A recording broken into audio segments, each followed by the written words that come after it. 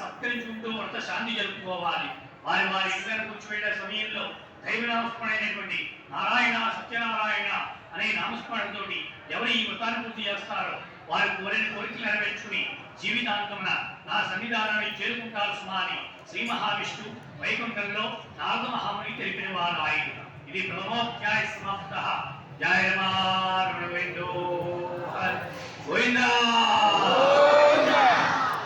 అలా ద్వితీయోధ్యాయ రెండోధ్యాయం కదా. కశ్చిత్ కాశీపురమ్యే ఆసీత్ విప్రోదనః చతుర్యాం యకవభూత్వా నిత్యముక్తామభూతలే. పూర్వకాలంలో అందమైన కాశీపురంలో భిక్షాటన చేసుకుంటూ జీవిస్తున్న ఒక వేద బ్రాహ్మణుడు కలడు. ఆ వేద బ్రాహ్మణుడు కాశీపురంలో ఎన్ని వీధులు తిరిగినా వీటిని భిక్ష లభించగా విచారంగా తిరుగుతున్నాడు. అతని యందు స్వామికి దయగలిగి ఒక ముసలి బ్రాహ్మణ రూపంలో వచ్చి నీవు సత్యనారాయణ వ్రతాన్ని ఆచరించు, నీ దరిద్రము దుఃఖముద్రైపోతుందని చెప్పి వ్రత విధానాన్ని తెలియపరిచి అక్కడనే మాయమైపోయినారు. వేద బ్రాహ్మణుడు స్వామికి ప్రార్థన చేసుకుని భిక్షాటన వెళ్ళగా ఏ ఇంటికి వెళ్ళినా స్వామి మహిమ చేత లేదు అనే మాట లేకుండా విశేషంగా భిక్ష ఇచ్చినారు. ఆ భిక్షతో వేద బ్రాహ్మణుడు ఆ రోజు తన శక్తి కొలత ఈ వ్రతాన్ని ఆచరించాడు. అది మొదలు ప్రతి పర్వదినాల్లోనూ స్వామి వ్రతాన్ని ఆచరిస్తున్నాడు.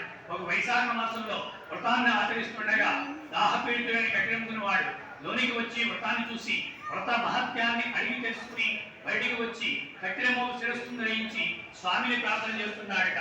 కట్టెలమో బొమ్మగా వచ్చే తోటి నేను కూడా వ్రతాన్ని ఆచరిస్తానయ్యా అని స్వామికి ప్రార్థన చేసుకుని కాశీపురంలో ధనవంతులు ఏ వీధిని నివసిస్తున్నారో ఆ వీధికే వెళ్లి కట్టెలమో బొమ్మగా ఎప్పుడూ వచ్చే ధనము కంటే రెట్టింపుగా ధనం లభించినది.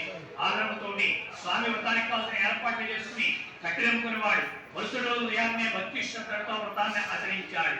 అది మొదలు ప్రతి పర్వదినాల్లోనూ ఆ బ్రాహ్మణుడు ఈ కట్టెలమ్ముకుని వాడు స్వామి వ్రతాన్ని ఆచరిస్తూ కోరిన కోరికలు నెరవేర్చుకుని జీవితాంతమున విష్ణు సాన్నిధ్యానికే చేరుకున్న వారాయు.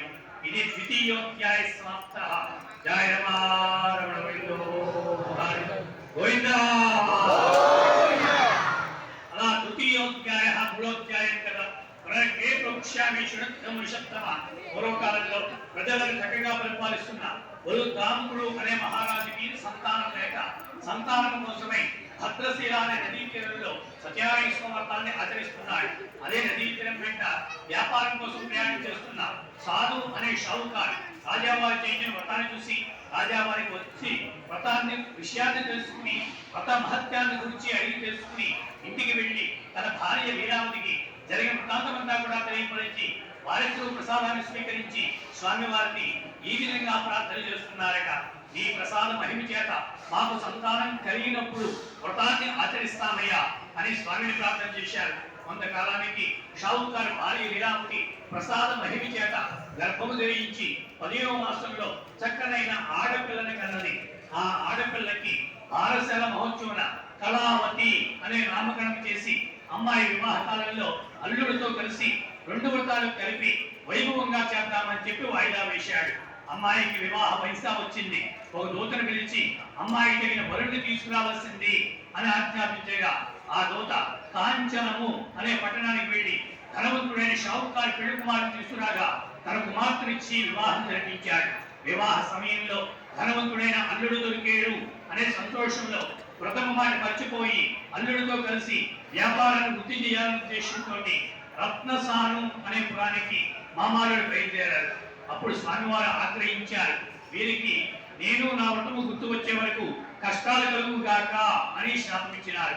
ఆ శాపం ప్రభావం చేత ఆ పట్టణాన్ని చక్కగా పరిపాలిస్తున్న చంద్రకేతు మహారాజా వారి కోటలో ఆయుధంలో ప్రవేశించి ధనాన్ని దోచుకుపోవచ్చు. ఈ మామారుడు ఎక్కడ పరులు నిద్రపోతున్నారో అక్కడే ధనాన్ని విడిచిపెట్టి ఆయుధంలో మాయమైపోయినారు. వెంటదరకు వస్తున్న రాజభటులు ధనమంతా మామారుడికి ఉండడం చూసి వారిని బంధించినారు. మామారుడు ఖైదులో బాధపడుతున్నారు. అక్కడ ఇంట్లో దొంగలు పడి కట్టుకోవడానికి మారు వస్త్రం లేక తినడానికి తిండి లేక తల్లికి మాత్రం భిక్షమిచ్చుకుని జీవిస్తున్నారు. ఒకనాడు సాయంకాల సమయంలో కళావతి అనే చిన్నది ఆకలి బాధ భరించలేక ఒక బ్రాహ్మణునికి భిక్షానికి వెళ్ళగా సత్యనారాయణ అర్థం చేయడం చూసి ప్రసాదాన్ని స్వీకరించి తల్లికి కూడా తీసుకొచ్చి ఇచ్చినది. ఆకలితో ఉన్నటువంటి లీలావతి ఎప్పుడైతే స్వామి ప్రసాదాన్ని భక్తితో స్వీకరించినదో ప్రసాద మహిమ చేత పూర్వోత్తాంతమంతా కూడా గుర్తుకొచ్చి కుమార్తెతో ఈ ప్రకారంగా చెప్తోందట. సంతానం కలిగితే వ్రతం చేద్దామనుకుని నీవు కలిగిన వ్రతాన్ని ఆచరించలేదు. అందువల్లనే కష్టాలు కలుగుతున్నాయేమో అని చెప్పి వ్రతం చేయడానికి శక్తి లేక ప్రార్థన చేస్తున్నారట. నా భర్త అల్లుడు ఎప్పుడైతే క్షేమంగా వస్తున్నారనే వార్త వింటామో అప్పుడే వ్రతాన్ని ఆచరిస్తామయ్యా అని స్వామిని ప్రార్థన చేశారు. స్వామికి దయ కలిగి రాజావారి కల్లో ఈ ప్రకారంగా చెప్పుచున్నారట. ఈ ఖైదీలో బాధపడుతున్న మామారుళ్ళు దొంగల కాదు, వారిని విడుదల చేయండి.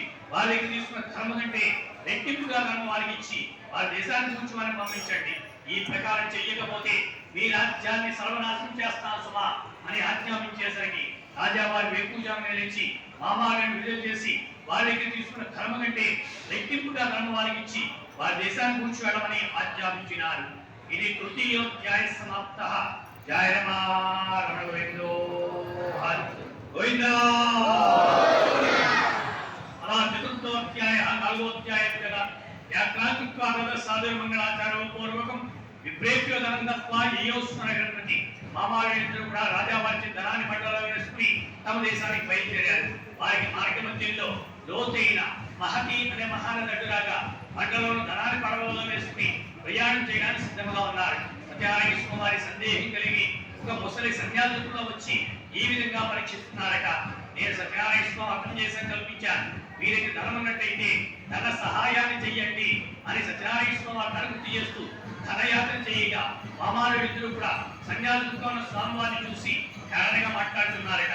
వారికి ధనం లేదయ్యా, ఆకులు తీగలు వ్యాపారం చేయడానికి మా దేశానికి తీసుకుపెడుతున్నాము అనే అబద్ధమాడేసరికి సన్యాసులతో ఉన్న స్వామివారిని పంపించి షావుకారా సత్యం భవతుమే వచ్చ, మీ నోటి నుంచి వచ్చిన మాటలే నిజముగాక అని శాపమిచ్చి కొంత దూరంలో ఉన్న చెట్టు నీడలో తపస్సు